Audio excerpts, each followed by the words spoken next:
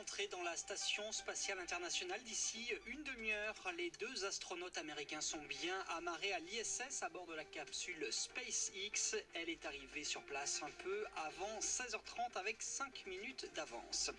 Renault envisage de céder le site de Caudan dans le Morbihan, site qui emploie 385 personnes en CDI. C'est ce que déclare aujourd'hui le patron du groupe automobile. Jean-Dominique Senard rassure en revanche qu'il n'a pas l'intention de fermer l'usine de Maubeuge dans le Nord où des milliers de personnes ont manifesté hier.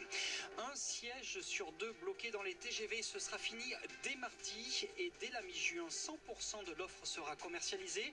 Tous les trains seront remis sur rail d'ici le 24 juin. Ce sont les annonces aujourd'hui de Jean-Baptiste Djebari, le secrétaire d'État au transport. Il rappelle que le masque reste obligatoire dans les transports en commun. Le Premier ministre espagnol veut lui prolonger l'état d'alerte jusqu'au 21 juin à cause du coronavirus. Ce dispositif permet de limiter la circulation des personnes. Au Royaume-Uni, 113 décès supplémentaires ont été enregistrés ces dernières 24 heures.